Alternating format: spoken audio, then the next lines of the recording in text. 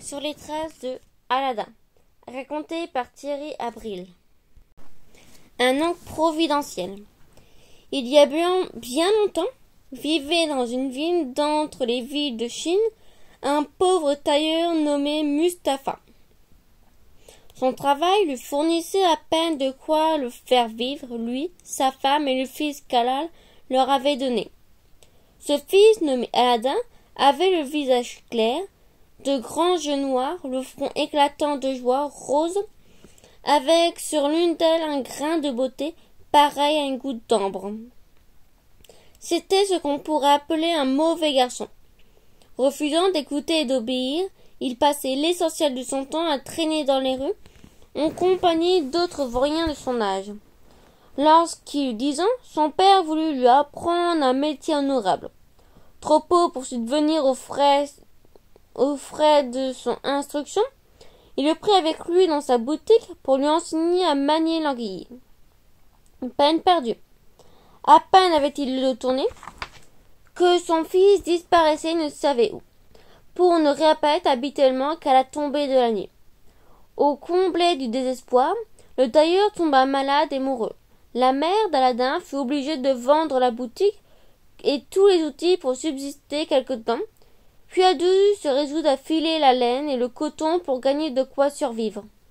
Le croyez-vous, Aladin ne changea pas de comportement et continua comme si de rien n'était, comme si sa mère ne suait pas sang et eau, jour et nuit, pour lui assurer le gîte et le couvert. Aladin était devenu un adolescent de 15 ans, beau et bien fait. Ses magnifiques yeux noirs teints de jasmin attiraient les regards, mais était toujours aussi feignant et insouciant. Un jour qu'il traînait comme à son habitude sur une place à l'entrée de Souk avec les garçons de sa bande, un étranger vint à passer par là. En s'arrêtant, il observa longuement cet étranger venu de Maghreb, des contrées de l'intérieur de l'Afrique lointaine, était un magicien fort versé dans l'astrologie et la science de physionomie, tout à fait capable de faire se heurter des montagnes. Il murmura pour lui-même: « Voici enfin le garçon que je cherchais, celui pour lequel j'ai quitté Maghreb. » Se renseigna discrètement auprès des habitants du quartier, puis il finit par s'approcher d'Aladin. « Mon fils, demanda-t-il, ne serais-tu pas parent de Mustapha le tailleur ?»« Certainement, répondit Aladin. C'était mon père, mais il est mort il y a déjà bien longtemps. » À ces mots, le magicien, saisi d'un grand tremblement d'émotion, se jeta au cou du garçon, se mit à l'embrasser sur les joues et le serra longuement dans ses bras, les yeux baignés de larmes. D'une voix entrecoupée de sanglots, il dit alors: « Ah, mon fils, comment pourrais-je retenir mes larmes? Je suis ton oncle. J'arrive dans cette ville de Chine, tout à la joie de revoir mon frère, et tu m'apprends sa mort. » Après un long moment, séchant ses larmes, il parut reprendre ses esprits. « Je dois cesser d'être affligé. Allah seul sait ce qui est juste. Le proverbe dit: celui qui a laissé une postérité n'est pas mort. Tu remplaceras ton père dans mon affection, puisque tu es son sang et son descendance. » Il descend ces mots, il le pressa sur son cœur et l'embrassa tendrement. Puis il lui donna 10 dinars et lui demanda: « Oh mon fils, où demeure donc ta mère, la femme de mon frère ?» Aladin, touché par la générosité de cet étranger, lui répondit: « Sur ma tête et sur mes yeux, mon oncle, je vais vous indiquer le chemin de ma maison. Tu donneras ces 10 dinars à ta mère, tu lui diras que le frère de son défunt mari vient d'arriver en ville après un très long voyage.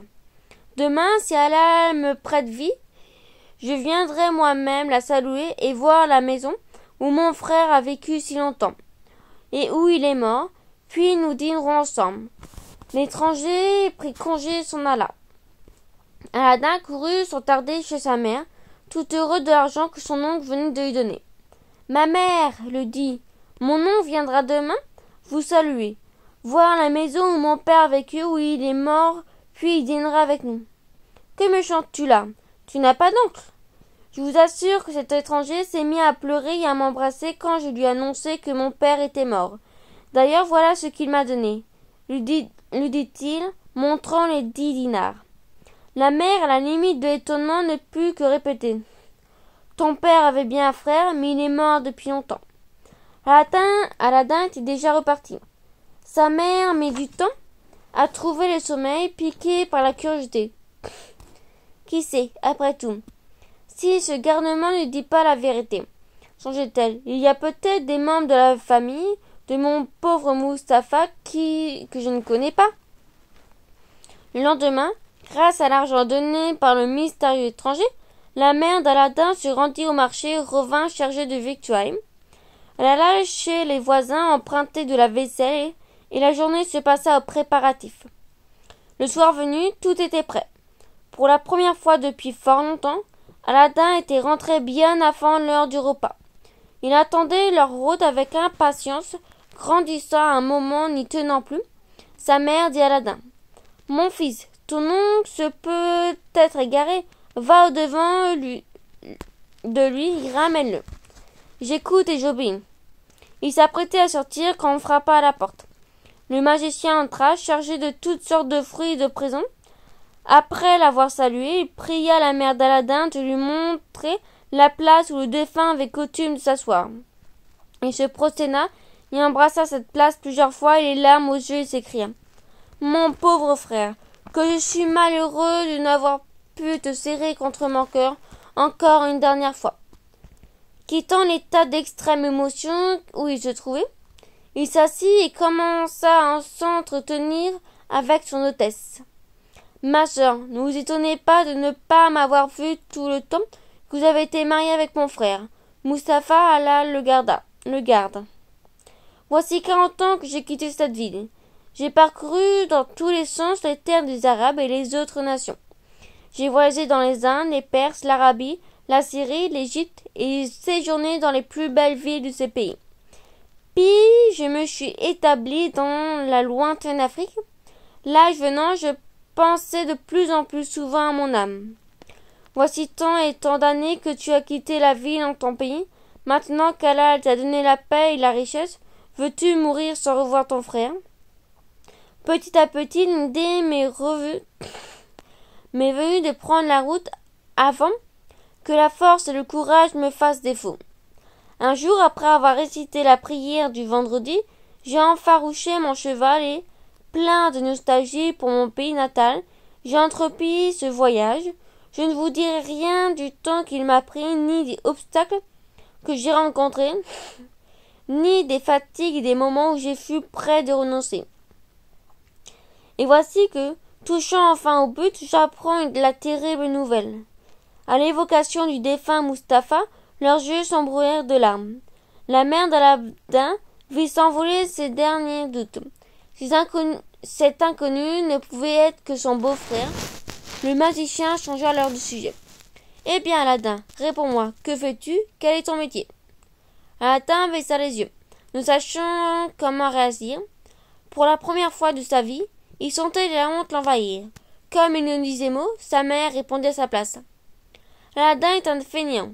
Malgré tout ce que son pauvre père a pu lui dire, malgré ce que je lui répète chaque jour, il n'a d'autre métier que celui de vagabond.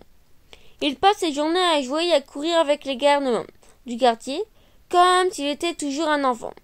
Je ne sais plus quoi faire de lui. Je suis vieille et fatiguée. Mes yeux sont usés par les vieilles. Je n'aurai bientôt plus de force de filer. Dans peu de temps, je n'aurai plus assez d'argent pour acheter de quoi nous nourrir tous les deux. Aladin trouvera porte close. Il faudrait bien qu'il cherche une autre maison et qu'il obtienne quelque travail qui le fasse vivre. » En disant ces mots, elle éclata en sanglots. Le magicien se tourna vers Aladin et lui parla avec douceur. « Ce que j'apprends me désole. Il faut songer enfin à apprendre un métier et à gagner ta vie. Si la condition de tailleur ne te convient pas, peut-être préfères-tu commerçant dans les grandes souks. Nous pourrons chercher une boutique. Tu viendras de riches étoffes et des toiles fines. Avec les produits de cette vente, tu achèteras d'autres marchandises et ainsi de suite. De cette façon, tu pourras vivre comme un honnête homme et ta réputation sera excellente de toute la ville. Tu honoreras ainsi la mémoire de ton pauvre père. » Aladdin, en traînant dans la rue, avait souvent eu l'occasion d'admirer ces riches négociants enturbanés, devant qui tout le monde s'accardait. Il se mit à espérer. Il accepta d'un hochement de tête, puis il resta quelques instants silencieux, les yeux dans le vague et le sourire aux lèvres. Sa mère reprit la parole. « Toute ma vie ne me suffira pas pour vous remercier des bienfaits dont vous me comblez. Je n'ai aucun mérite à agir ainsi, répondait le magicien. Aladdin est désormais mon fils, c'est mon devoir de lui servir de père à la place du défunt. Puisque ma proposition vous convient, je viendrai demain le chercher. Je le ferai habiller proprement et richement comme les plus grands marchands d'ici. Puis nous irons à Annam et nous nous promènerons dans la ville, afin qu'ils s'habituent au luxe et au beau monde.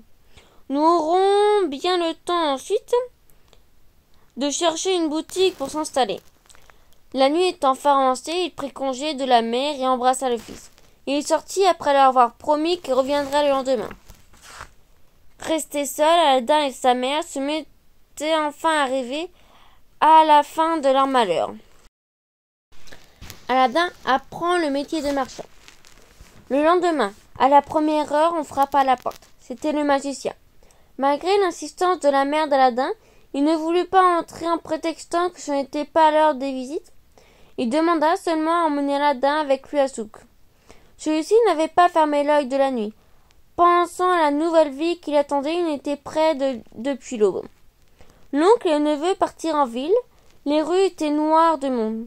Clients, mendiants, marchands, ambulants, cireurs, simples bandeaux formaient une cohue indescriptible. Tout se mêlait. Les bruits, les odeurs, les couleurs. De temps à autre, il débouchait sur des petites places encombrées de conteurs, d'acrobates, de faiseurs de tours de passe-passe, de charmeurs de serpents. Par des portes entrouvertes, Aladdin pouvait quelquefois apercevoir des écoliers en train d'écrire sur des tablettes sous la dictée de leur maître ou de réciter en chœur des versets du Coran.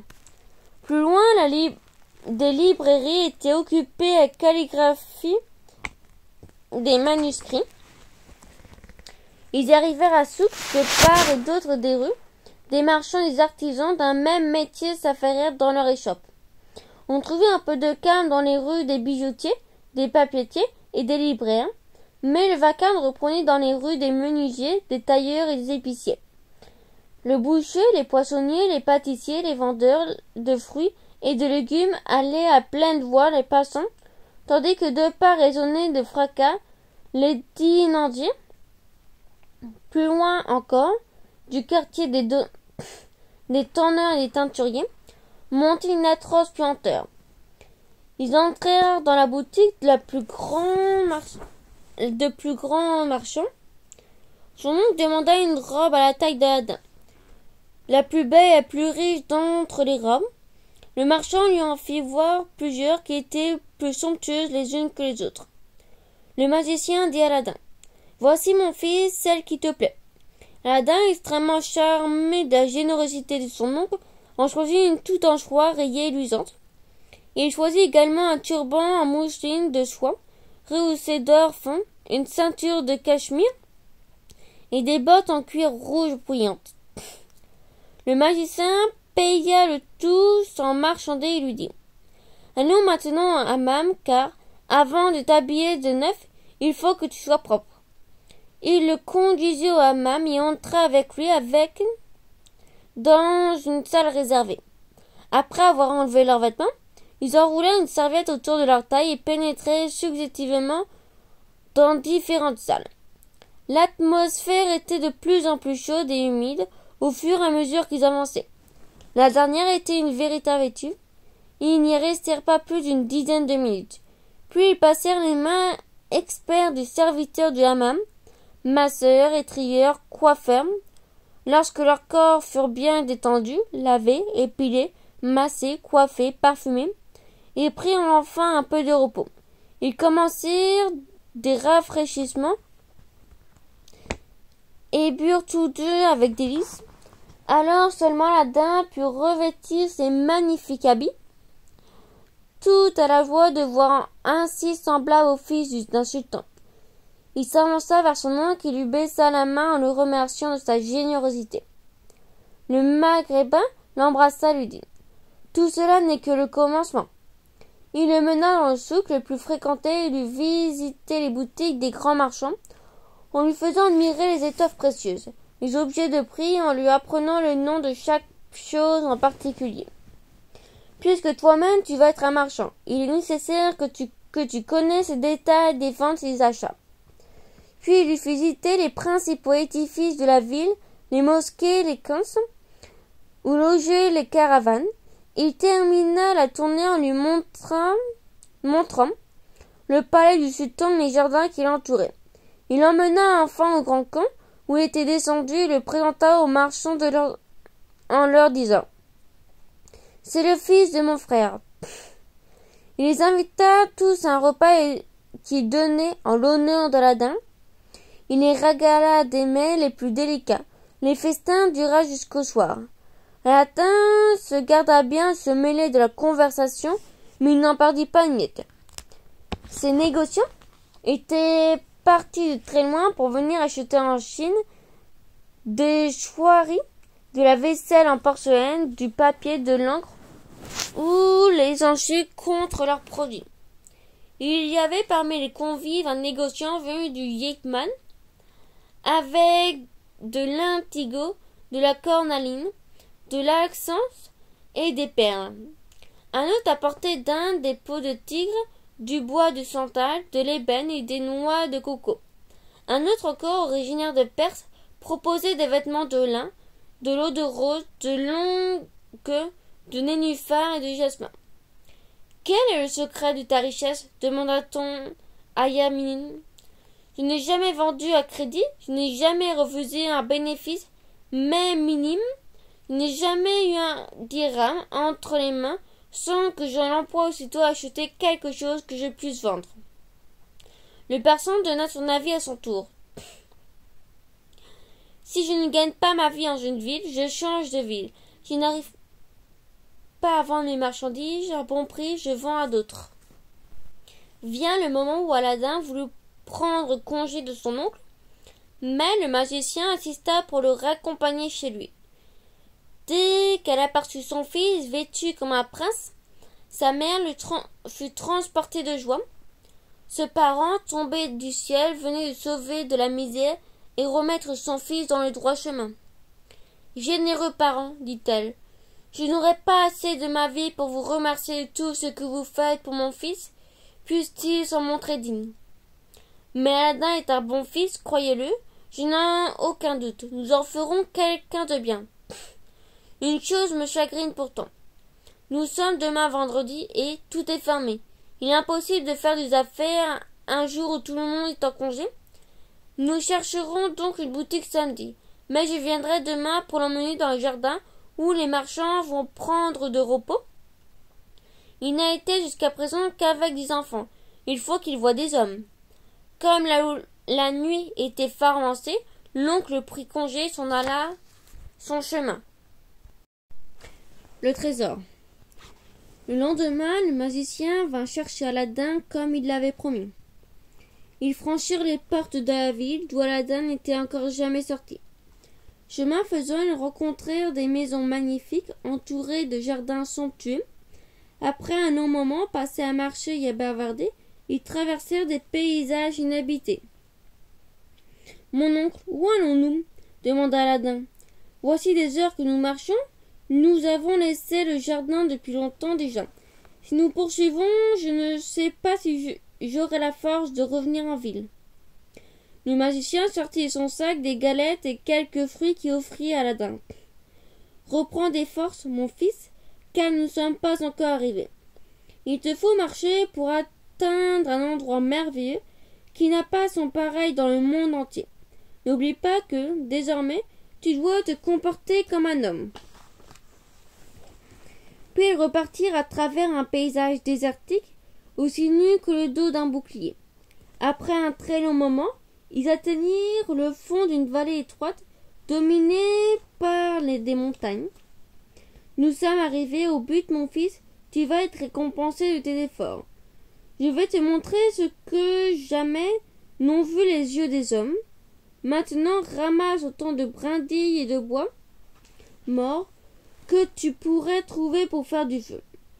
Le magicien mit le feu à la masse de branchages et de tiges sèches qui flambèrent en crépitant. Il tira une boîte de sa poche, prit une poignée d'encens qui jeta au milieu du feu. Une épaisse fumée s'éleva, qui se mit à détourner de droite et de gauche avec ses mains, en prononçant en même temps des paroles incompréhensibles pour Aladin. Prudent, celui-ci tenait quelques pas derrière son oncle. Tout à coup, la terre se mit à trembler. Quand la fumée se dissipa, on put voir que s'était creusé dans le sol un trou de taille différente pour qu'un homme puisse y glisser. Au fond de ce trou apparut une plaque de marbre avec en son milieu un anneau de bronze. Terrorisé, Aladin poussa un cri et prit la fuite. D'un bond, son oncle le rattrapa. Il lui administra une claque si fort qu'Aladin se retrouva par terre, la bouche en sang. Le magicien le reva et lui dit d'une voix qu'il essaya de rendre douce: « Si je te traite ainsi, Aladin, c'est pour t'apprendre à être un homme. Je suis ton oncle et tu me dois obéissance.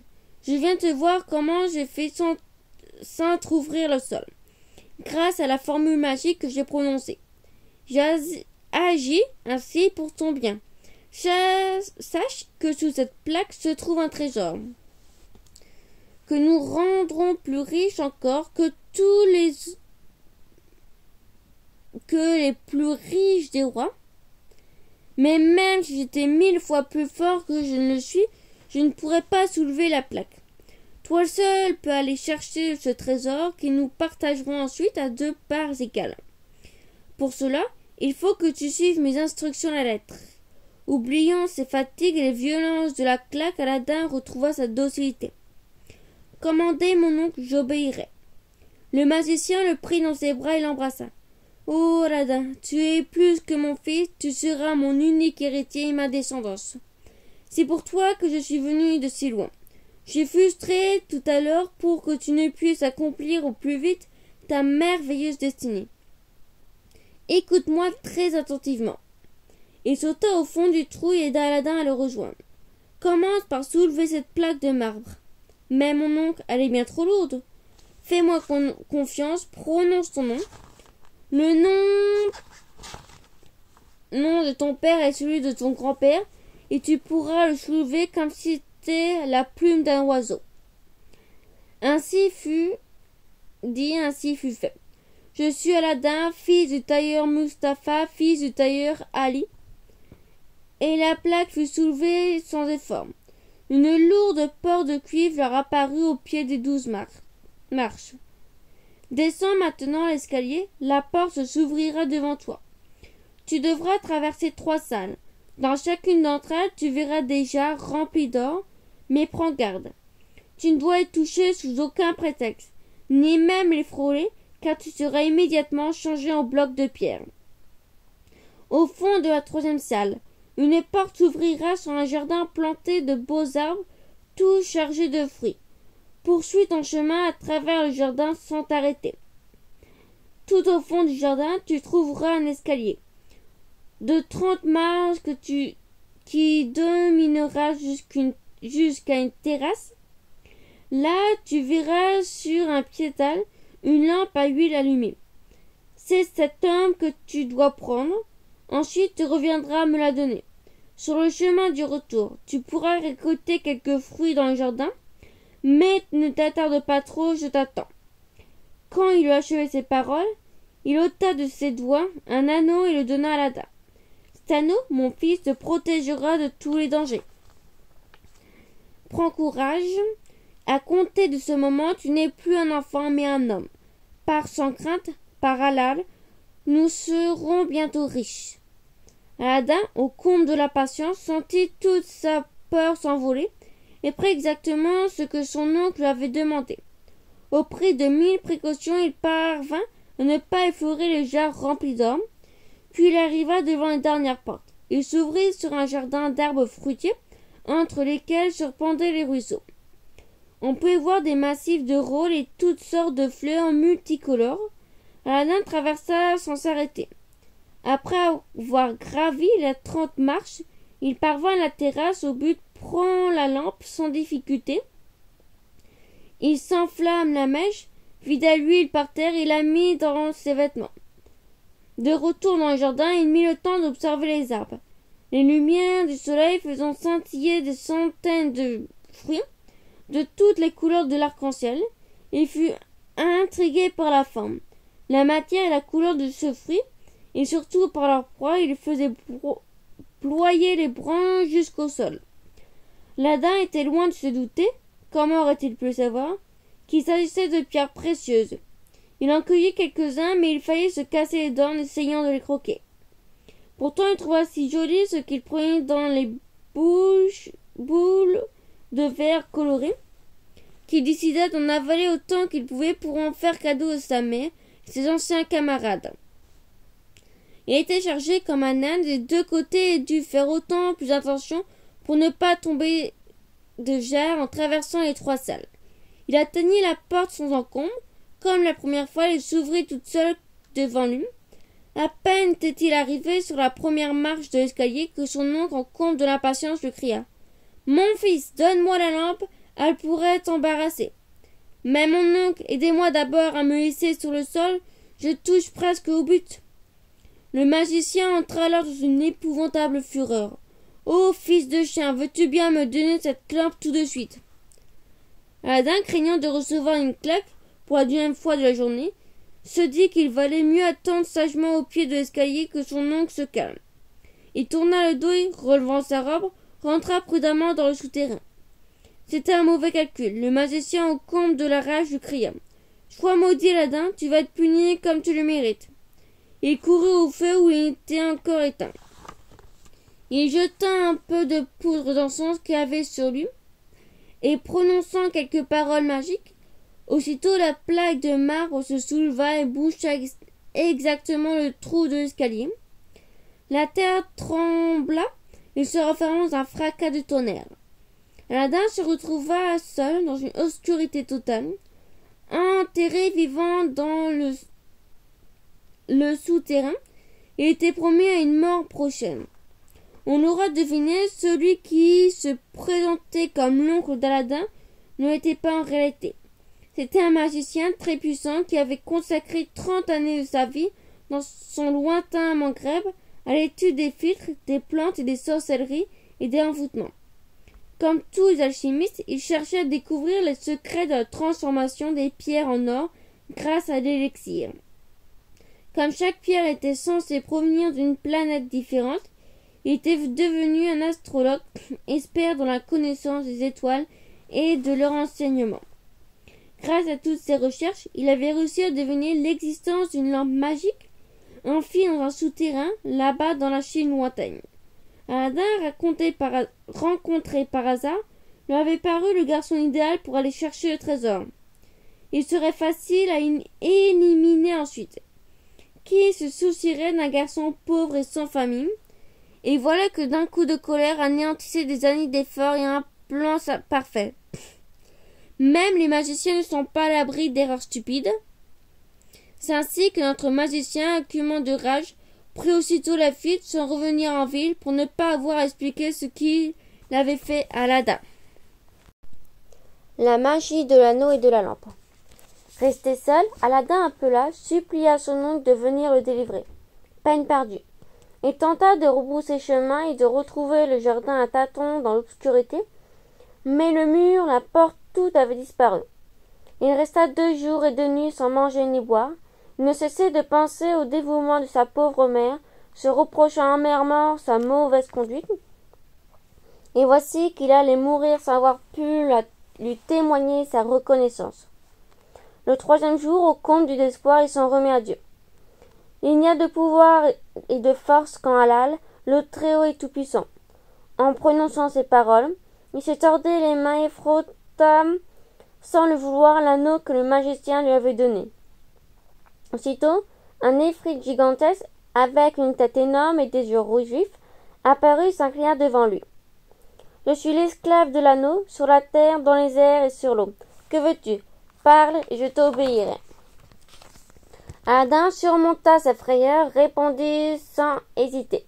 « Qui que tu sois, fais-moi sortir d'ici, si tu en as le pouvoir. » À peine eut-il prononcé ces paroles que la terre s'ouvrit et qu'il se retrouva à l'air libre. À l'endroit même où le magicien avait allumé le feu, l'effrit avait disparu. Aladdin dut s'habituer à la lumière aveuglante du jour, mais put reconnaître le chemin qu'il avait emprunté et retourner vers la ville. Il arriva au milieu de la nuit dans la maison de sa mère, qu'ils espéraient de le voir revenir. Il ne put longtemps profiter de la joie des retrouvailles, car il tomba évanoui. Revenu à lui grâce aux soins de sa mère, Aladdin dit « Oh, ma mère, je meurs de faim, donne-moi à manger. » Et sa mère lui apporta tout ce qu'elle put trouver, et se mit à dévorer avec une telle ardeur que sa mère le crut bien près de s'étouffer. Une fois rassasié, il nous raconta son aventure sans omettre aucun détail. « Voici tout ce qui m'a rapporté mon expédition dans le souterrain, » dit-il en montrant la lampe et ce qu'il prenait pour des boules de fer colorées. Quand il fini, sa mère se déchaîna en injures contre le sinistre individu qui avait trahi sa confiance et failli tuer son fils. « Ah, le traître, le maudit chien de mécréant! Ces magiciens sont vraiment les envoyés du démon. Béni soit Allah, le Très-Haut, qui a entendu tes prières et t'a sauvé d'une mort certaine. » Épuisé par tant d'émotions, Aladdin fit sombrer dans un profond sommeil. Le lendemain, à son réveil, Aladdin rassura sa mère. « Désormais, fini les enfantillages, je vais me mettre à chercher du travail. Vous n'aurez plus jamais à vous faire du souci pour moi. » Comme il avait encore faim, il demanda à déjeuner. Sa mère lui répondit. « Hélas, mon fils, il ne reste plus rien. Je t'ai tout donné hier soir. » Aladdin eut alors une idée.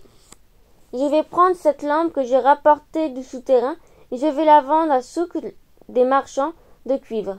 Avec l'argent, nous pourrons acheter quelque nourriture. » Sa mère lui apporta donc la lampe, mais la trouva bien sale. Elle prit dans sa main un peu de cendre qu'elle mélangea avec de l'eau et se mit à la nettoyer.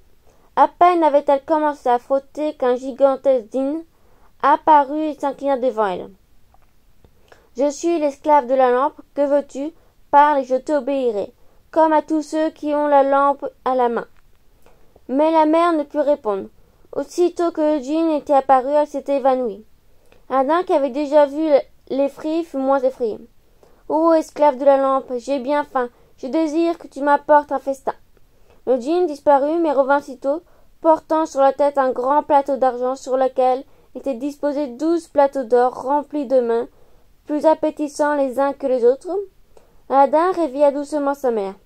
« Ah non, ma mère, ce n'est rien. Grâce à Allah, voici de quoi vous remettre de vos émotions. Mangeons avant que cela ne refroidisse. » Et tous deux se mirent à manger de bon appétit. Quand ils furent bien rassasiés, Aladdin expliqua à sa mère comment l'esclave de la lampe lui avait exécuté son ordre sans l'ombre d'une hésitation en emportant toute sa nourriture. « Mon fils, je te conjure de te débarrasser au plus vite de cette lampe et de l'anneau, dont des effrits maudits. Notre prophète Mohammed, quoi qu'il soit béni, nous a bien recommandé de nous tenir éloignés des djinns et des effrits. Vos paroles, ma mère, sont sur ma tête et sur mes yeux, mais vraiment je ne puis me défaire de cet anneau qui m'a sauvé la vie. Quant à la lampe, vous avez vu un instant quel service elle pouvait rendre. Fais ce que tu veux, mon fils, mais moi je ne veux plus jamais avoir affaire avec les effrits, pas plus avec l'esclave de l'anneau qu'avec celui de la lampe. » Le lendemain, lorsque les provisions furent épuisées, Aladdin, qui ne voulait plus effrayer sa mère, prit un des plats d'or, le cacha sous ses habits, alla le vendre à souk et avec l'argent de la vente, acheta tout ce dont il avait besoin. Et chaque fois qu'il n'avait plus d'argent, Aladdin allait vendre un plat, ce qui leur permettait de vivre quelque temps sans éveiller l'envie ou la curiosité des voisins. Aladdin avait beaucoup changé depuis son aventure. Malgré sa richesse nouvelle, il continuait à mener une vie modeste, ne manquant jamais de faire l'aumône aux pauvres. Jamais plus ne traînait dans les rues en compagnie de ses anciens amis. Il passait désormais ses journées dans les souks à s'instruire, écoutant, observant, apprenant la valeur des choses. Il prit de la sorte un peu de temps les manières du beau monde. Il se mit en relation avec les orfèvres et les joailliers. Il put se rendre compte que les boules de verre coloré étaient en fait des merveilles inestimables. Comme il était devenu fort sage et intelligent, il eut la prudence de n'en parler à personne, pas même à sa mère. Seulement, au lieu de laisser traîner ses pieds, il les ramassa et les mit dans un coffre qu'il acheta tout exprès. Il vécut ainsi quelque temps. Il eut bientôt l'occasion de se féliciter de sa sagesse. Aladdin tombe amoureux. Un jour, en se promenant dans une rue de la ville, Aladdin vit circuler 2 gardes du sultan, armés de longs bâtons. Ils entendirent qu'ils criaient ensemble « Par ordre du sultan, fermez vos boutiques un instant, rentrez dans vos maisons, gardez portes closes, la princesse Badroulbadour se rend aux Zaman, son cortège doit passer, nul ne doit croiser son regard sous peine de mort. » Mais au lieu de se cacher, Aladdin fut pris d'une envie irrépressible de voir la princesse. Il se dissimula donc derrière la grande porte du hammam. Arrivé au seuil de l'édifice, la princesse ôta avec une grâce infinie les voiles de soie qui couvraient le visage. Elle était d'une beauté extraordinaire.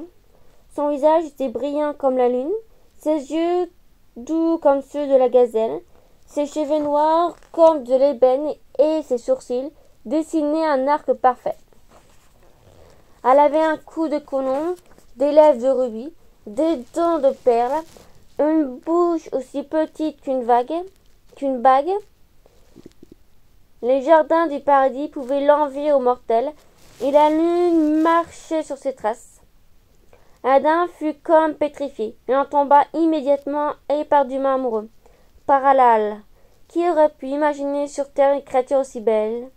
Béni était celui qui avait donné forme à un être d'une telle perfection. Rentré chez lui, Aladdin ne put cacher son trouble. Au déjeuner, son silence et son manque d'appétit inquiéta sa mère. « Qu'as-tu? Es-tu malade? Veux-tu que nous allions chez le docteur? Nous avons aujourd'hui de passage dans notre ville un célèbre médecin que notre sultan a fait venir pour le consulter. » Sortant de sa rêverie, il finit par répondre « Laissez-moi. » Mais elle insista pour qu'il se nourrisse. Alors Aladdin se décida enfin à parler. « Ma mère, je ne suis pas malade, mais ce que je ressens est bien pire qu'une maladie. Tout à l'heure, malgré l'interdiction, j'ai pu voir la princesse. J'ai pris ma décision, je vous prie d'aller la demander en mariage à son père, le sultan. » Sa mère, qui crut qu'il était devenu fou, elle leva les bras et cria « As-tu oublié que tu es le fils d'un misérable tailleur? Pourquoi vouloir épouser une princesse? Comment peux-tu te figurer que le sultan ne donnera pas sa fille à un prince de sa condition? Sais-tu ce que l'on dit? Le plus sot des hommes est celui qui ne sait pas rester à sa place. Tu sais que mon vœu le plus cher est de te voir, un jour marié, de me réjouir de ton bonheur, et pour cela je m'empresserai d'aller te chercher une femme parmi celles de notre condition. Mais oublie la princesse, c'est impossible. » Aladdin ne répondit rien. « Suppose que je me présente devant un sultan. Crois-tu qu'il m'accordera un regard? Quel présent pourrais-je bien lui faire? Je serai immédiatement renvoyée comme une folle, que je suis de t'écouter encore peut être battue par les gardes. Est-ce là ce que tu veux pour ta mère? Calmez-vous, ma mère. J'aime la princesse au-delà de tout ce que vous pouvez imaginer. Rien ne me fera changer d'avis. Et puis, vous n'avez rien à craindre. Vous offrirez au sultan ces pierres que j'ai rapportées. Vous verrez qu'il vous écoutera. » Anna finit par persuader sa mère. Le lendemain, elle suivit le cortège du grand vizir, les ministres, les émirs et tous les grands seigneurs qui entraient dans le palais pour la séance du Diwa, précédée par le sultan. Celui-ci siégea sur son trône décoré de dragons et surmonté d'une tête d'ours. Il était vêtu d'un riche manteau bordé d'or et de fourrure et portaient un volumineux turban tout tour à tour, se plaignant venant lui exposer leurs problèmes. Ils écoutaient avec intention et tranchaient toutes les litiges. Mais la mère ne put lui adresser la parole, ni ce jour, ni les 7 suivants. Aladdin était plus que l'ombre de lui-même, rongé par l'attente. Le sultan l'avait pourtant bien remarqué, et convoqua un matin son grand vizir. « Voici quelque temps que je vois une femme qui vient à toutes les séances du diwan. Elle se tient debout devant moi et porte quelque chose enveloppé dans un foulard. Jamais elle ne m'a adressé de requête. Que veut-elle?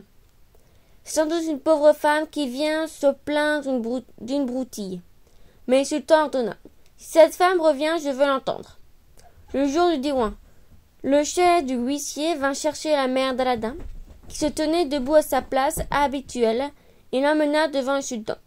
Elle se prosterna devant lui, le front sur le tapis, en le suppliant. « Qu'Allah vous bénisse, mon maître. Je conjure son Altesse de me pardonner de mon audace et de me promettre la vie sauve, même si ses oreilles sont offensées par ma requête. » Le sultan promit, il écouta la demande en mariage sans manifester de colère ou d'impatience, touché par la sincérité de cette pauvre femme. Avant de lui donner sa réponse, il demanda. « Que tiens-tu donc dans ce foulard ?» La mère d'Aladin dénoua alors le foulard. Aussitôt tous les déwans furent illuminés par le scintillement des pierres précieuses. Le sultan fut ébloui par leur éclat et demeura muet devant leur beauté. Il en prit quelques-unes dans sa main et les contempla longuement.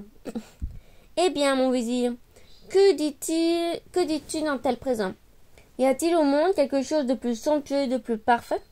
N'est-il pas digne de ma femme, de ma fille? Puis-je refuser sa main à un homme aussi riche? » Le grand vizir fut interloqué. Le sultan lui avait promis de donner la princesse en mariage à son propre fils. Il eut bien peur que, ébloui par un présent si extraordinaire, le sultan ne change d'avis. « Je supplie son Altesse d'attendre 3 mois avant de donner sa réponse. D'ici là, j'espère que mon fils pourra lui faire un cadeau encore plus beau que celui d'Aladin que nous n'avons jamais vu. » Le sultan accorda l'idée. Il se tourna vers la mère d'Aladin.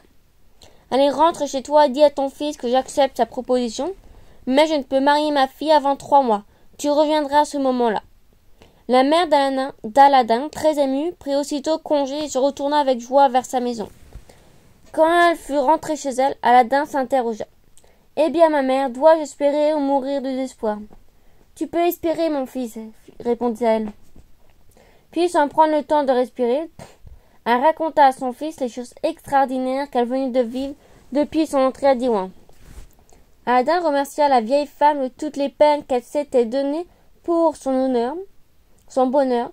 Il décida d'attendre avec impatience, mais il ne pouvait s'empêcher de compter les jours et même les heures qui le séparaient de la réalisation de son vœu le plus cher. Le mariage de la princesse. 2 mois s'étaient écoulés. Un soir, la mère d'Aladin, en sortant faire les courses à Souk, trouva la ville décorée comme pour une grande occasion. Elle manqua même de se faire renverser par un cortège de gardes à cheval du sultan en grand uniforme. Elle demanda au marchand d'huile ce qu'il se préparait. « Mais d'où sortez-vous donc, ma bonne dame? Comment pouvez-vous ignorer que le sultan marie sa fille au fils du grand vizir ?» Elle repoussa aussitôt chemin, abandonnant toutes ses courses. À peine rentrée, elle se mit à pleurer toutes ses larmes de son corps. « Hélas, mon fils, le sultan a oublié sa promesse. Il marie aujourd'hui la princesse Boudroulou-Boudou au fils du vizir, ce grand dadais. Que vas-tu devenir ?» Au lieu de s'emporter contre le sultan et de se lamenter sur son sort, Aladin surmonta bien vite cette déception et répondit le plus tranquillement du monde. Séchez vos larmes et soyez sans crainte. Je ne crois pas que le fils du vizir prendra cette nuit la place que le sultan m'a promis. Préparez-vous à souper et ne vous faites pas de soucis. Resté seul dans sa chambre, Aladin sortit la lampe de sa cachette et le frotta. Le djinn apparut. « Jusqu'à présent, tu m'as apporté de quoi me nourrir, mais cette fois il s'agit d'une affaire bien plus délicate.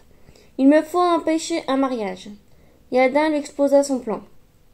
Ce soir, dès que les mariés seront couchés dans leur lit nuptial, et avant même qu'il ait eu le temps de se toucher, tu les enlèveras et tu me les amèneras ici. J'écoute et j'obéis, répondit le génie, avant de disparaître. Aladdin retrouva sa mère et ils dînèrent comme si de rien ne s'était passé.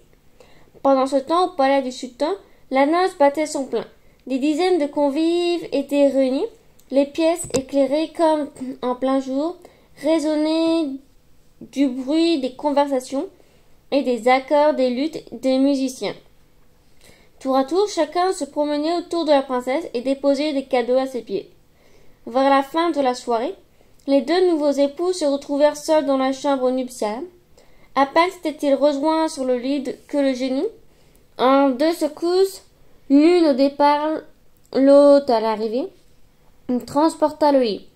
Les jeunes mariés se retrouvèrent dans la chambre d'Aladin qui les attendait. « Débarrasse-moi de cet imbécile, ordonna-t-il. Et aussitôt le génie se saisit du malheureux jeune marié et lui plongea la tête dans la fosse des cabinets, ne laissant dépasser que ses pieds. D'un souffle, il le paralysa pour l'empêcher de se libérer. Resté seul avec la princesse, Aladdin tenta de la rassurer en lui prenant la main. « Vous n'avez rien à craindre de moi, adorable princesse. Je sais que cette chambre n'est pas un lieu propre à recevoir une dame de votre rang, mais vous êtes ici en sûreté. Si j'ai dû vous enlever, c'est pour empêcher que vous ne deveniez une femme d'un autre et que le sultan, votre père, n'oublie sa promesse. Dès que mes yeux se sont posés sur vous, sur votre éblouissante beauté, pareille à une perle magnifique ou à un soleil radieux, j'ai su que mon cœur ne battrait plus que pour vous. Mais je jure de ne pas vous toucher avant que vous ne soyez devenue mon épouse légitime. » Terrorisée, la princesse, qui ignorait tout de la promesse du sultan, entendait ces paroles sans rien y comprendre, et sans pouvoir s'arrêter de sangloter. Aladdin se coucha tout habillé à ses côtés, en prenant soin de déposer son sabre entre deux, pour bien montrer qu'il ne voulait, pour lui faire du mal. Il s'endormit tranquillement, satisfait du bon tour qu'il jouait à son rival. Inutile de dire que la princesse ne ferma pas l'œil de la nuit. À la pointe du jour, le génie vint de lui-même attendre le réveil de son maître. Aladdin ouvrit les yeux, se leva d'un bond et reprit son sabre et ordonna. « Va chercher le fils du vizir, remets-le dans sa chambre et ramène-le dans la chambre du palais. » C'est bien là que les deux jeunes époux se retrouvèrent, ne comprenant toujours rien à ce sortilège. D'autant plus que le génie restait invisible à leurs yeux. Le fils du vizir, grelottant de froid, sauta du lit et courut se réchauffer. Boudrou la Boudour se resta seule. Impatiente, la mère de la princesse va à nouvelle. Mais la princesse, encore sous la coupe de la surprise et de la peur, ne put que prononcer des phrases sans queue ni tête. Un lit flottant dans les airs, une chambre obscure, un jeune homme amoureux qui prend la place de mon époux. La pauvre mère crut que sa fille était devenue folle. Elle courut interroger le marié, mais, tout honteux et puant qu'il était, il se garda bien d'avouer sa terrible mésaventure. Elle finit donc par chasser l'inquiétude de son esprit, en pensant que l'émotion de la nuit de noces avait tourné dans la tête de sa fille et que celle-ci n'allait pas tarder à retrouver son calme. Elle s'en alla rejoindre le sultan. « Eh bien, comment se porte notre jeune mariée ?» demanda-t-il. « Notre fille est bien fatiguée ce matin. Elle a fait un mauvais rêve, mais tout va rentrer dans l'ordre. Elle se prépare en ce moment à rejoindre les invités. » Les réjouissances se poursuivent dans tout le deuxième jour. Malgré la fête, la princesse resta songeuse. Comme perdue dans ses pensées, seul le jeune marié faisait tous ses efforts pour montrer à chacun un visage le plus parfait bonheur. Le soir venu, Aladdin fit de nouveau appel au djinn, et la seconde nuit de noces se déroula exactement comme la première. Le fils du vizir passa encore un long moment la tête dans les cabinets, et la princesse se retrouva aux côtés d'Aladin, sans toujours rien y comprendre, et au petit jour, le djinn ramena le lit au palais. Une nouvelle fois, la mariée s'éclipsa sans demander son reste. Au matin de ce troisième jour, le sultan en personne va interroger sa fille. Béni soit ton union, ô fille de mon cœur. J'espère que tu n'as pas fait les mêmes cauchemars qu'hier et que tu as passé une meilleure nuit. Mais la princesse, au lieu de répondre, éclata en sanglots et se cacha le visage dans les mains. Le sultan finit par perdre patience, dégaina son sabre. « Vas-tu me parler à la fin? Dis-moi ce que tu me caches ou je te coupe la tête. » La princesse parvint péniblement à sécher ses larmes. « Qu'Allah me pardonne si j'ai manqué au respect que je vous dois, mon père, mais vous me comprenez mieux que eux quand vous saurez ce qui est arrivé. » Elle raconta dans les détails à son père les 2 nuits effrayantes qu'elle venait de passer. Le sultan, qui aimait profondément sa fille, se radoucit. « C'est moi la cause de ton malheur, puisque je t'ai marié à un crétin incapable de te protéger. Rassure-toi, je te jure que tout ceci ne se reproduira plus. » Rentré dans ses appartements, en proie à une fureur invincible, le sultan convoqua aussitôt son vizir pour en avoir le cœur net. « Est-ce vrai ce que dit ma fille? Où est ton fils? » Stupéfait et inquiet pour lui et sa famille de la colère du sultan, le grand vizir courut se renseigner auprès de son fils. Il le trouva aux hammams en train de se laver. Grand banné, pourquoi ne m'as-tu rien dit? Comment se sont passées ces 2 nuits? Le fils Toubenouk confirma ce qu'avait dit la princesse.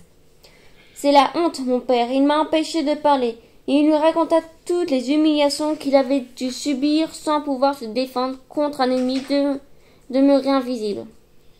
Je vous supplie d'aller trouver le sultan pour lui demander d'annuler ce mariage. C'est le seul moyen d'arrêter cet enfer qui recommence chaque nuit. Le vizir vit s'effondrer tous les espoirs qu'il avait mis dans cette alliance. Depuis quelques années, il était devenu le confident et l'ami du sultan. Et pourtant, il craignait par-dessus tout la colère de ce dernier, qui était parfaitement capable de le faire exécuter sur le champ, lui et toute sa famille. La mort dans l'âme, il s'en alla le retrouver. « Oh mon maître, tout ce que dit la princesse est vrai. Mon fils vient de me le confirmer. Je ne veux pas que la princesse souffre à nouveau par la faute de mon fils.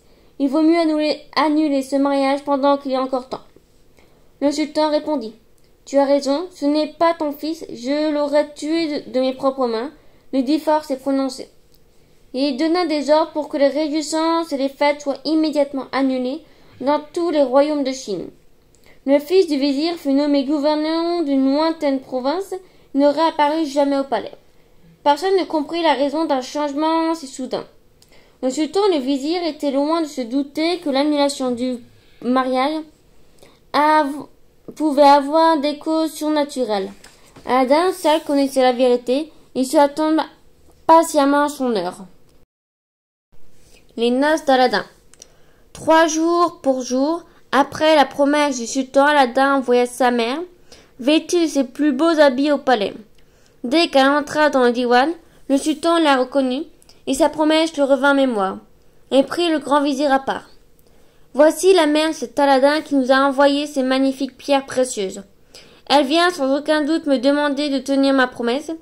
Je ne peux m'y dérober. » Le vizir, un peu député, lui répondit. « Oh, sultan, il est bien vrai qu'un sultan ne doit pas manquer à sa parole.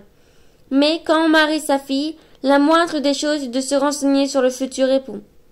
C'est ce que j'ai fait. Or, mes espions m'assurent que cet Aladin est le fils orphelin d'un tailleur misérable. D'où tient-il toutes ces richesses? » Le vizir proposa alors un stratagème au sultan. « Vous n'avez qu'à demander une dot si importante que seul un fils de roi ou de sultan pourrait l'acquitter. Ainsi, nous saurons si cet inconnu est vraiment digne d'épouser votre fille. » Le sultan se rangea à l'avis de son vizir. Il fit se relever la mère d'Aladin qui se tenait prosternée devant lui. « Je n'ai pas oublié ma promesse, mais nous n'avions pas encore parlé de la dot exigée pour le prix de ma fille. Tu diras donc à ton fils que le mariage aura lieu dès qu'il m'aura fait parvenir 40 plats d'or massifs remplis de pierres précieuses, portés par 40 jeunes esclaves blanches, belles comme des lunes, accompagnées de 40 jeunes esclaves noirs, jeunes et bien faites, et bien battues. Voilà toute ma demande. » Rentrée chez elle, la mère rendit compte à son fils de sa mission. « Je t'avais bien dit que ce projet d'épouser la princesse était une folie. Voici ce que le sultan exige comme dot pour sa fille. » Il exposa toutes les conditions fixées par le sultan. Mais Aladin se contenta de sourire et de et ne montra aucun signe de découragement. Il dit à sa mère, « Tranquillisez-vous, ceci n'est pas pour moi une mauvaise nouvelle. J'ai bien faim, allez plutôt nous chercher quelque chose pour le déjeuner. » Pendant que sa mère se rendait au souk, il frotta une nouvelle fois la lampe et le génie apparut. « J'écoute et j'obéis. » Aladdin lui donna ses nouvelles instructions. Le génie réapparut accompagné de 80 esclaves qui firent se ranger le long du mur. Lorsque la mère revint les bras chargés de provisions, elle trouva le magnifique cortège en train de se former.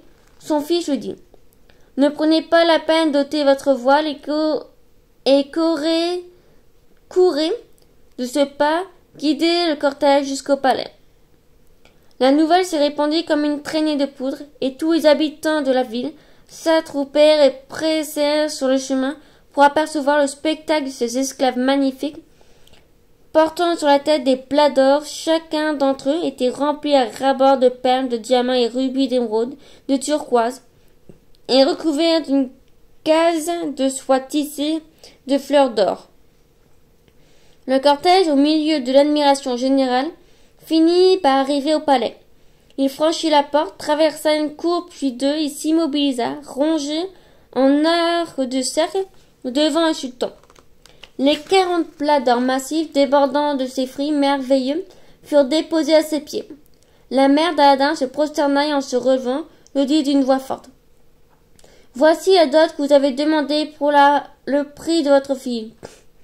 Mon fils me charge de vous dire que toutes ces richesses sont bien peu de choses comparées au mérite de la princesse.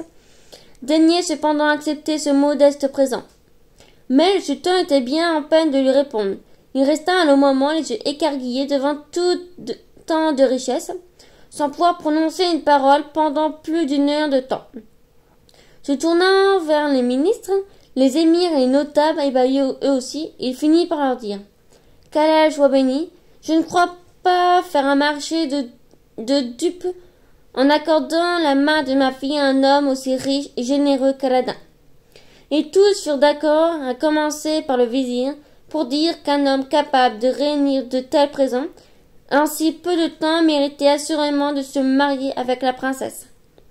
Le sultan fit appeler sa fille. Elle se présenta, timide et rougissante, devant son père et la cour rassemblée. D'une voix forte, le sultan prononça la formule du contrat de mariage. « Voici ma fille Boudroul-Boudour.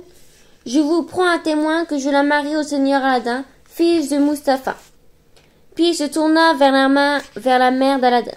« Je te prie d'aller dire à ton fils qu'à compter cet instant, il entre dans ma descendance. Je brûle de le voir pour l'embrasser comme un père embrasse son fils. » La mère, en un éclair, s'en alla porter l'heureuse nouvelle à son fils. « Ne perds pas ton temps, mon fils, le sultan t'attend. » Mais Aladin, pourtant au comble de la joie, ne se départit pas de son calme. « Tout ce bonheur me vint d'Allah, de votre bénédiction et de votre dévouement à la salle, » dit-il à sa mère en lui baisant les mains. Puis il se retira dans sa chambre pour se préparer. Dès qu'il fut seul, il rappela le génie. « Je désire prendre un bain. Après, amène-moi le plus bel habit qui soit sur cette terre, un cheval de grande race richement harnaché, 48 esclaves portant chacun autour du cou un sac rempli de 1000 dinars. Voici pour moi. Pour ma mère, tu trouveras 12 jeunes filles vêtues chacune d'une robe d'étoffe et de couleurs différentes. Elles resteront à son service tant que Dieu lui prêtera vie. » Comme toutes les fois précédentes, le génie revint moins de temps qu'il n'en faut pour avaler un verre d'eau. Quand tout fut prêt, Aladin prit le chemin du palais. Une fois une foule émerveillée se présentait sur le parcours. Il avait de quoi. 24 esclaves jetant l'or à pleine poignée précédaient Aladin, bien droit sur son cheval magnifique, une aigrette de diamants scintillants sur son turban, et 24 autres esclaves fermaient la marche. Arrivé au palais, sous les acclamations, et s'avança vers le sultan. À peine descendu du cheval, il voulut se prosterner devant lui, mais le sultan, d'un geste affectueux, le prit dans ses bras et l'embrassa comme son fils. Ils saisirent tous les deux, et le sultan fut bientôt charmé par l'éloquence d'Aladin. « Ô sultan, Je jure de me comporter justement envers mon épouse et d'assurer sa protection en toutes circonstances. Mais permettez-moi, avant le mariage, de faire construire un palais digne de votre fille en face du vôtre, afin que mon épouse ne soit pas trop éloignée de son père et que je puisse être à vos côtés prêt à vous servir. Ah, mon fils, tu n'as pas besoin de me demander cette permission, mais à toi. N'ayez crainte, je me charge de faire construire ce palais dans les délais les plus brefs. Et Aladin prit congé du sultan. Rentré chez lui, il frotta une nouvelle fois la lampe. Il ne fallut qu'une nuit au génie pour construire ce palais.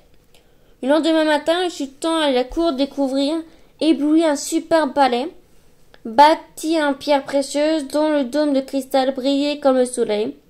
Comment expliquer un tel prodige? La veille encore, il n'y avait là qu'un jardin. Le vizir, au comble de la méfiance, soupçonna un sortilège. Ô sultan, cela ne peut être que l'œuvre d'un magicien très puissant.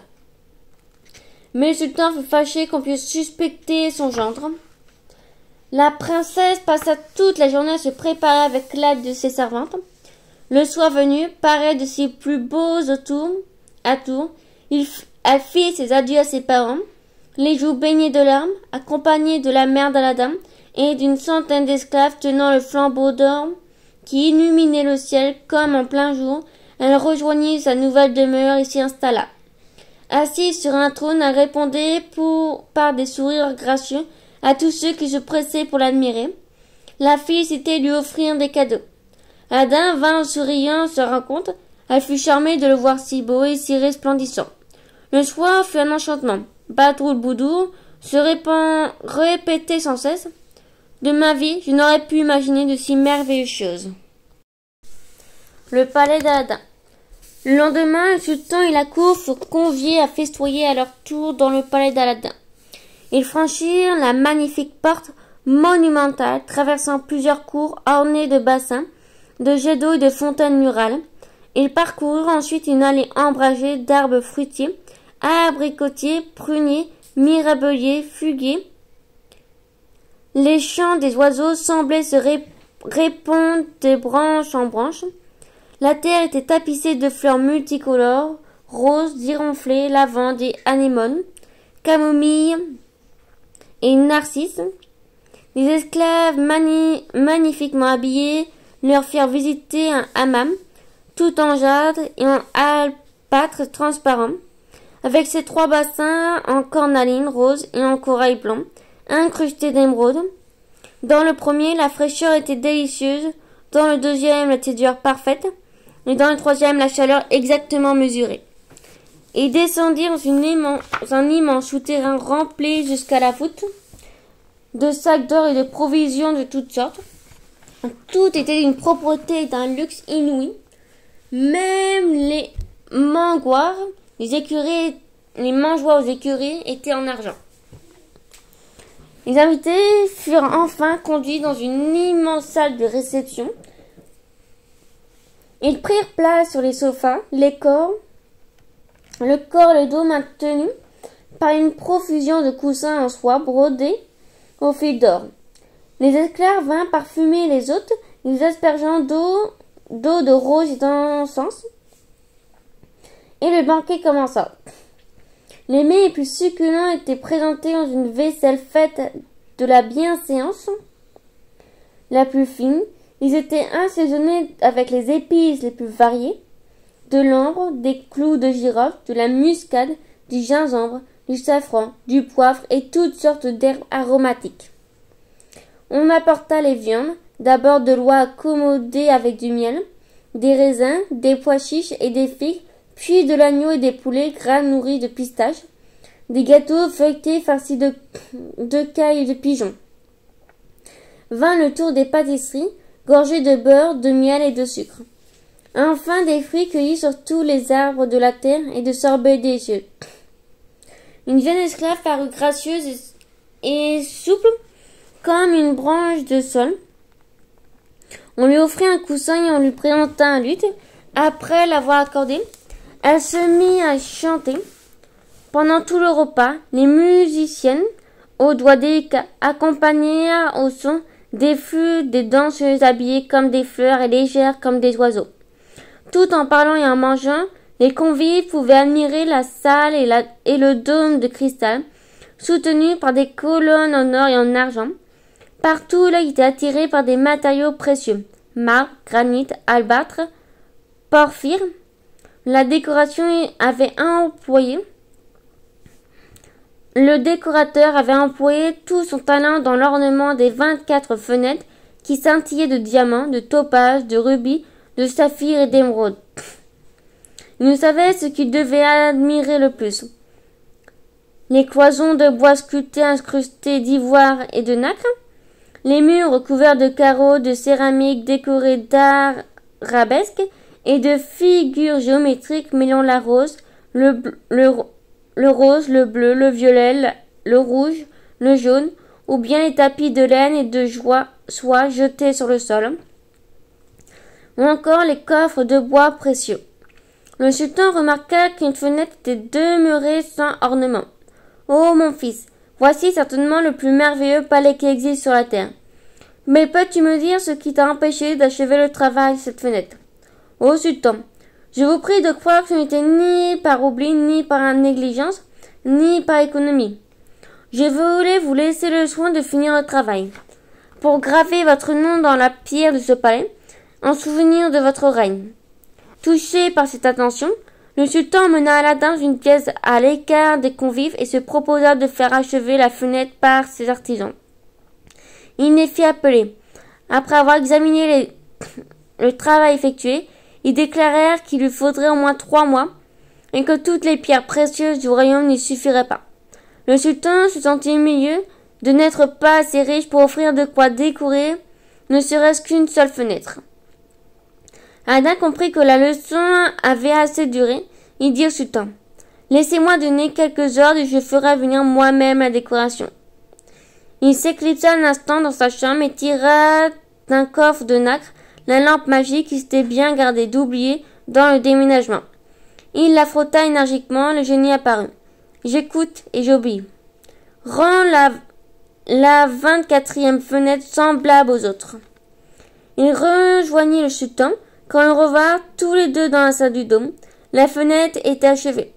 Le sultan fut au comble de la surprise. « Ah, mon fils, plus je te connais, plus je te trouve admirable. » Et se tournant vers le vizir, qui se tenait quelque pas derrière lui, lui offrait une mine dépitée. « Eh bien, qu'en dis-tu » Le vizir était de plus en plus persuadé que tout cela ne pouvait qu'être l'œuvre d'un magicien.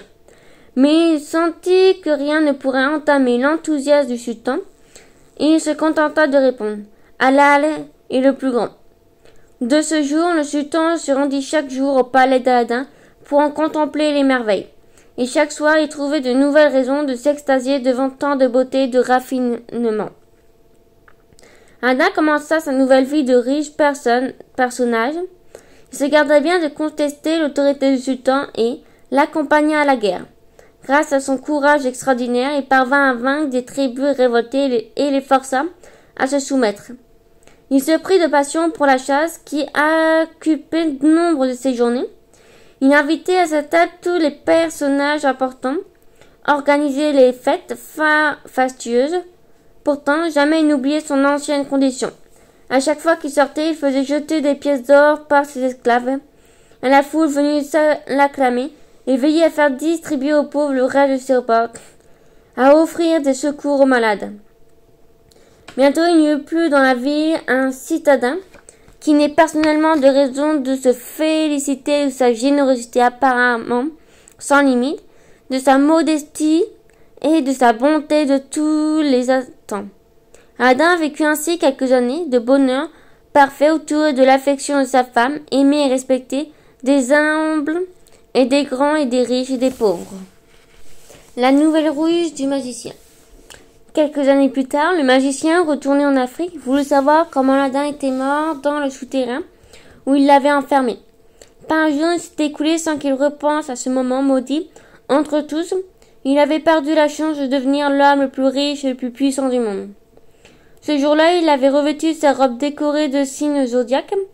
Il faisait chauffer sur ses fourneaux de fioles aux formes extravagantes qui dégageaient une épaisse fumée en examinant l'horoscope. Il faillit s'étrangler de rage. Aladdin était bien vivant, riche, respecté et marié à la fille du roi de la Chine. Fils de chien, visage de poids de goudron, je crache sur ta figure, fils des bâtards et des chiffons. Tu vas connaître le prix de ma vengeance. Dès le lendemain, il se mit en route et sans presque s'arrêter arriva en Chine, dans la capitale du sultan. Après s'être reposé, il se promena dans toute la ville, ouvrant tout grand ses oreilles. Il parvint à savoir où se trouvait le palais du prince Aladdin, car c'est ainsi qu'on l'appelait désormais. Il apprit qu'Aladin était parti à la chasse et ne rentrerait que 5 jours plus tard. L'horoscope lui apprit également que la lampe était restée au palais. Il avait assez de temps pour mettre son plan à exécution. Je te jure, Aladin, que tu ne profiteras plus longtemps de la lampe. Tu vas voir comme je vais moi-même creuser la tombe où ta mère viendra te pleurer. Il se rendit au souk et acheta 12 lampes neuves, un chandronnier, et les rangea dans un panier et rôda sur les places devant le palais d'Aladin, criant « Qui veut changer de vieilles lampes contre des neuves ?» Les enfants qui jouaient dans la rue, le passant qui l'entendait, le prirent pour un fou. Quel marchand pouvait faire une offre aussi désavantageuse pour lui? Mais le magicien ne se laissait pas distraire et continua à crier, sans se soucier de huer et des moqueries. La princesse, intriguée par ce vacarme, envoya une esclave se renseigner. L'esclave revint bientôt en se tenant le côté de rire. « Oh, princesse, il s'agit d'un fou qui a un panier rempli de lampes neuves et qui veut les échanger contre des vieilles. » La princesse rit elle aussi de bon cœur. Elle se souvint alors d'une vieille lampe qui traînait dans la chambre de son mari. « Aladin sera content de trouver une nouvelle à la place de cette vieillerie, se dit-elle. Et elle envoya son esclave faire l'échange auprès de ce marchand, pas comme les autres. On imagine la joie du magicien qui reconnut aussitôt la lampe magique. Il tendit la main avec la rapidité d'un vautour fondant sur une tourterelle et s'en empara. Une fois l'échange fait, sans mot dire, il s'esclipsa discrètement. Il attendit la nuit noire et, lorsqu'il fut sûr que personne ne pouvait voir, il frotta la lampe, le génie apparut. « Comment allais-je obéir ? Je veux que tu me transportes, et avec moi le palais tout entier et tous ses occupants en Afrique, chez moi. » Et ainsi fut dit, ainsi fut fait. Et en un clin d'œil, le magicien se trouva transporté avec le palais d'Aladin au milieu de son pays de Maghreb. Chaque matin, à son réveil, le sultan avait pris l'habitude de contempler le palais où résidait sa fille. Ce matin-là, il faillit s'évanouir de surprise. Le palais, il ne restait rien, pas même une pierre. Il fit immédiatement appeler son vizir. « Regarde par la fenêtre et dis-moi où se trouve le palais d'Aladin. » Le vizir leva le bras au ciel. « Éloigné soit le malin, le palais a disparu. » Il se tourna vers le sultan avec un air de triomphe. « Je vous avais bien dit que ce palais était l'œuvre d'un magicien. Mais vous n'avez pas voulu me croire. Et maintenant dites-moi, qui avait raison ?» Le sultan entra d'une colère épouvantable. « Où est cet imposteur, ce scélérat, ce fils de 1000 chiens, que je lui fasse couper la tête? Envoie des cavaliers de Makkah qui me ramènent. Je veux le voir à mes pieds, qu'il soit traité comme le dernier des menteurs et des voleurs. » Aladdin revenait de la chasse, monté sur son cheval, et portait un faucon à son poignet. Il se retrouva tout d'un coup entouré par des gardes du sultan. Sans rien lui dire, ils le firent descendre du cheval, lui attachèrent les mains dans le dos et lui fixèrent une grosse chaîne autour du cou. Abasourdi, au comble de la stupéfaction, Aladdin se laissa faire sans résistance. C'est un bien tistre cortège qui pénétra dans la ville. Aladdin, enchaîné et traîné par un cheval, les gardes se frayant un passage dans la foule à coups de fouet. Les citadins aimaient sincèrement le prince Aladdin et apprécièrent sa générosité. Beaucoup s'armèrent de gourdins, de pierres, de bâtons et tentèrent de le libérer. Il s'en fallut de peu qu'ils n'y parviennent. Cependant, les gardes arrivèrent jusqu'au palais et jetèrent Aladdin, couvert de chaînes aux pieds du sultan. Toujours ivre de colère. « Qu'on coupe la tête à cet imposteur maudit !» Aladdin se tenait à genoux, les yeux bandés. Le bourreau brandissait son sabre au-dessus de sa tête, attendant le signal pour lui trancher.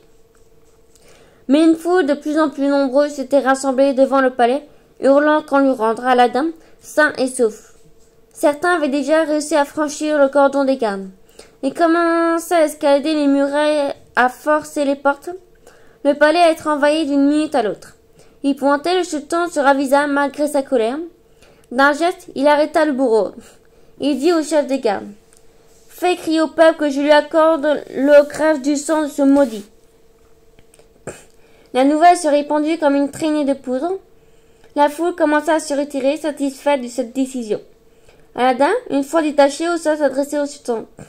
Ô sultan, puis-je connaître mon crime? Comment oses-tu me poser cette question, traître? Qu'as-tu fait de ma fille? Dis-moi ce qu'est devenu ton palais. Réponds. Aladdin dirigea ses regards vers son palais, et comme les autres avant lui, il ne put que constater sa disparition. Au comble de l'étonnement, il resta sans voix. Maudit chien, vas-tu répondre? Reprit le sultan. Enfin, Aladdin put prononcer quelques paroles d'une voix tremblante. Je vois bien que mon palais a disparu, mais je jure devant Allah que je n'y suis pour rien. Accordez-moi 40 jours pour retrouver votre fille. Je vous donne ma parole que, si je n'y parviens pas, je viendrai me livrer à votre bourreau. Je t'accorde ces 40 jours, mais n'espère pas échapper à ma vengeance. Je saurai bien te retrouver au bout de la terre s'il le faut. Aladdin quitta le palais, la tête basse, sans que personne lui adressât une parole de réconfort. Il erra 3 jours dans la ville, désemparé, ne sachant que faire ni où aller. Où est mon palais? Où est la princesse? Demandait-il, les yeux hagards. Tous ceux qui le croisaient pensaient qu'il avait perdu la raison et que la disgrâce du sultan l'avait rendu fou. Puis il quitta la ville et marcha droit devant lui, comme un somnambule. Une nuit, il se retrouva plus seul que jamais, devant une rivière. Où cherche le monde est si vaste. Jamais je ne retrouverai mon palais, jamais plus je ne reverrai ma chère princesse. Je n'oserai plus reparaître devant le sultan, dont j'ai trahi la confiance. Au comble du chagrin, il décida de se noyer. Mais il glissa sur la berge humide et, sans le vouloir, frotta sur le sol l'anneau que le magicien lui avait donné, qu'il portait toujours à son doigt. L'effrit de l'anneau apparut. Je suis le serviteur de l'anneau, sur la terre, dans les airs et sur l'eau. Parle, que veux-tu? Instantanément, Aladdin reprit espoir. Ô effrit de l'eau, qu'Allah te bénisse. À toi de me rapporter mon palais et mon épouse. Pour cela, tu dois t'adresser au génie de la lampe. Ô Ifrit, sauve-moi la vie une seconde fois. Transporte-moi au moins jusqu'au lieu où se trouve mon palais. À peine avait-il fini de prononcer ces paroles que l'Ifrit le déposa en un instant au milieu d'une prairie où se dressait le superbe palais dont le dôme de cristal brillait dans la pénombre. Aladdin était transporté de joie. Il n'osait croire à son bonheur retrouvé, mais épuisé par tant d'émotions et de nuits sans sommeil, il s'adossa à un arbre et s'endormit profondément. Aladdin déjoue les pièges. Au moment même où la nuit faisait place au jour, le chant des oiseaux finit par réveiller Aladdin.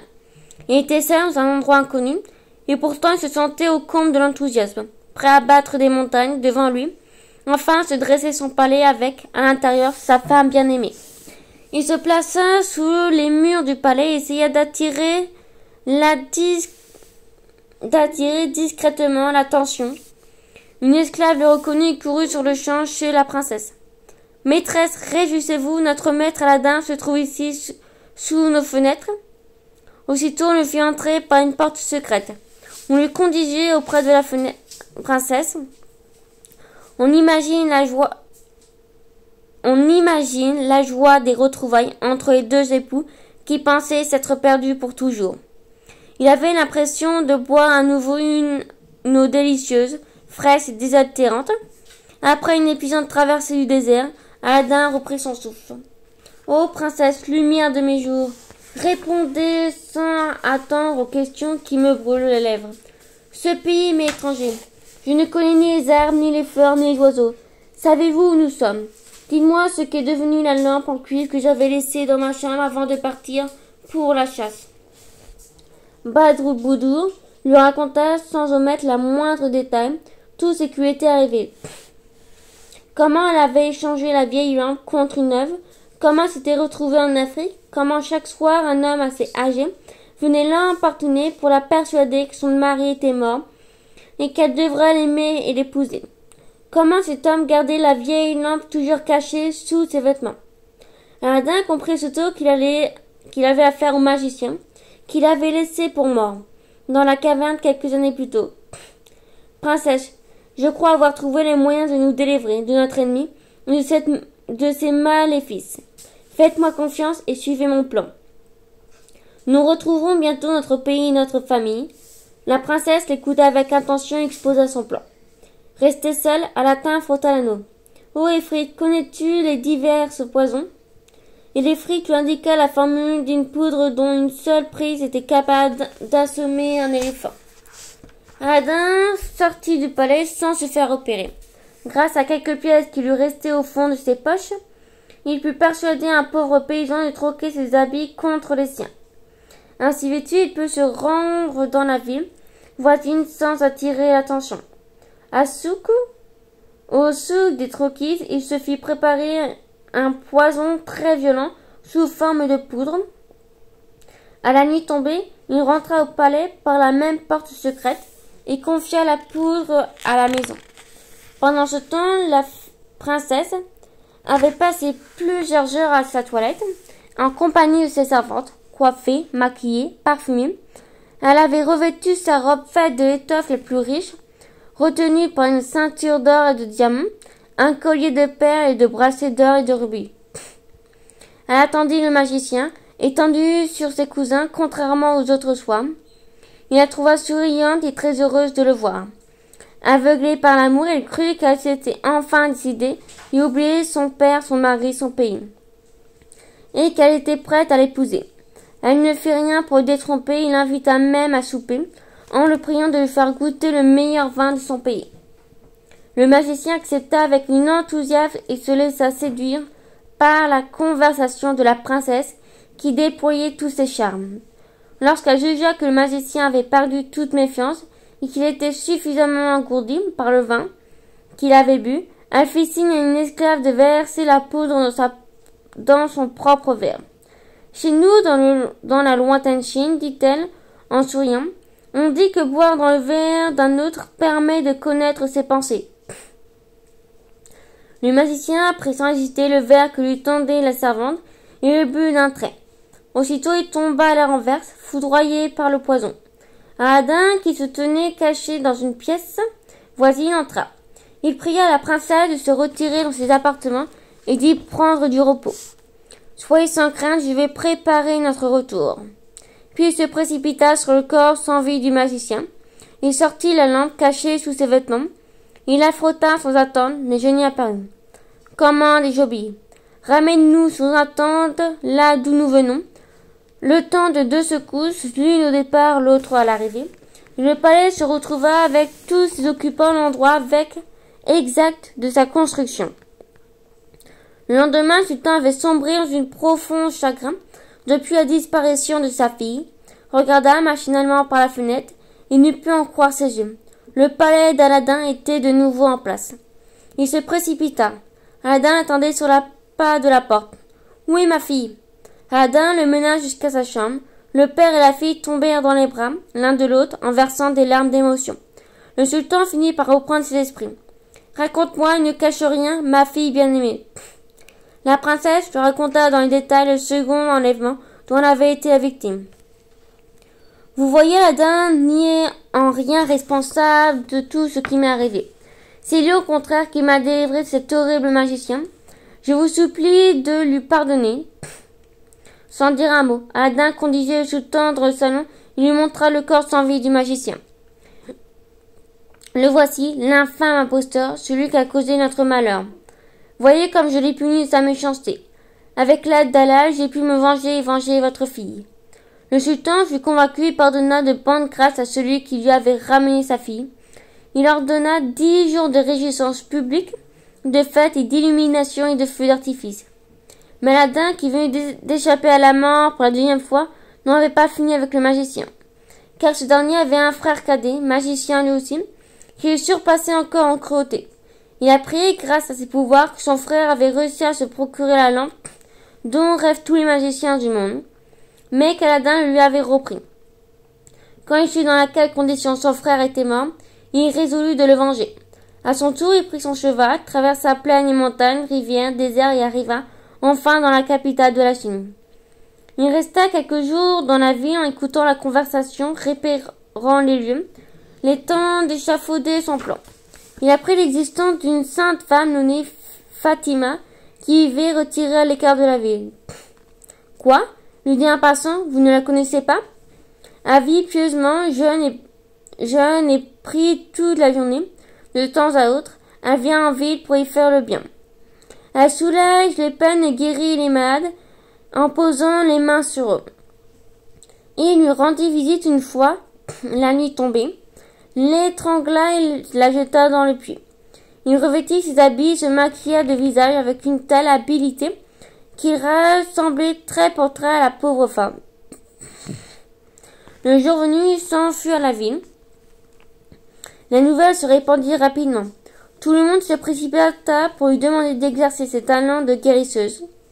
Cela fit un tel tapage que la princesse envoya une esclave noire voir ce qui se passait.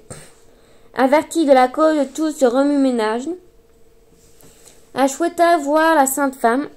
Il lui amena donc la fausse Fatima. La princesse me fait trop d'honneur, dit la fourbe en déguisant sa voix. Je suis prête à lui obéir. La princesse, enchantée de cette compagnie, le fit asseoir près d'elle. Ô sainte femme, accordez-moi une faveur. Acceptez de demeurer quelque temps avec moi, afin que votre exemple et vos conseils m'aident à mieux servir Dieu. Le magicien, qui ne pensait pas pouvoir s'introduire si facilement dans le palais d'Aladin, fit semblant d'hésiter et répondit d'une voix chevautrant. Je ne saurais m'opposer à la volonté d'une princesse si pieuse et si charitable. La princesse lui fit visiter le palais. Après un long moment, Fatima lui donna son avis. Je pense qu'il ne manque qu'une chose à ce palais pour être le plus beau palais du monde. On m'a dit que sur le mont Caucase vivait le roc, un oiseau d'une grandeur prodigieuse, que ses yeux étaient d'une splendeur inouïe. Elle finit par convaincre la princesse. Au retour de son mari, celle-ci lui dit. Je croyais, mon bon Aladin, que notre palais était la plus belle chose qui existait au monde. Mais ne trouvez-vous pas qu'un œuf de roc embellirait encore ce dôme? Aladin, qui ne voulait pas contrarier la princesse, lui promit d'agir selon son désir. Resté seul, il sortit de ses habits la lampe qui désormais ne le quittait plus et le frotta. Le génie apparut. Il manque à ce dôme un œuf de roc. Apporte-en un et suspends-le. Contrairement aux fois précédentes, le génie ne partit pas exécuter l'ordre. Il entra dans une épouvantable colère. Sois maudit pour ton ingratitude, le roc est mon maître. Quoi? Tu voudrais que je t'apporte mon maître, qui t'a couvert de bienfaits, que je te pende pour décorer ton palais? Tu mériterais d'être réduit au sang, toi, ton palais et toute ta descendance. Mais il sera adouci bientôt. Apprends que tu es tombé dans un piège. Le frère de ton ennemi, le magicien, est en ce moment même sous ton toit. Il a pris le trait d'une sainte femme et a résolu de te tuer. Puis il disparut. Aladin réagit sans attendre. Il revint auprès de sa femme et prétexta un violent mal de tête. La princesse envoya aussitôt chercher Fatima. Approchez-vous, ma sainte femme, dit Aladin, et guérissez-moi de ce mal atroce. Dès que la fausse Fatima fut près de lui, il dégaina son poignard et il le planta dans le corps. La princesse se mit à hurler. Qu'avez-vous fait, malheureux? Vous avez tué Fatima, une sainte femme. Aladin se pencha sur le cadavre à ses pieds. Il lui ôta ses habits et effaça le maquillage pour faire apparaître le véritable visage du magicien. C'est ce fourbe qui a tué Fatima et pris sa place. Regardez ce poignard caché sous ses vêtements. Il n'est pas venu ici pour nous tuer. Il n'est venu ici que pour nous tuer. Observez-le bien. C'est le frère du magicien africain, votre ravisseur. Ô princesse, rendons grâce à Allah qui nous a débarrassés à jamais de nos ennemis, et ils ne se jetaient dans les bras l'un de l'autre. C'est ainsi qu'Aladin fut à jamais délivré de la persécution de ses deux frères magiciens. Quelques années plus tard, le sultan mourut sans avoir donné naissance à un fils. Aladin lui succéda et régna un homme sage et avisé, Qui aurait pu croire qu'un garnement insolent deviendrait un homme si admirable? Bien sûr, le pouvoir de l'effrit de l'anneau et du djinn, de la lampe, l'ont grandement aidé.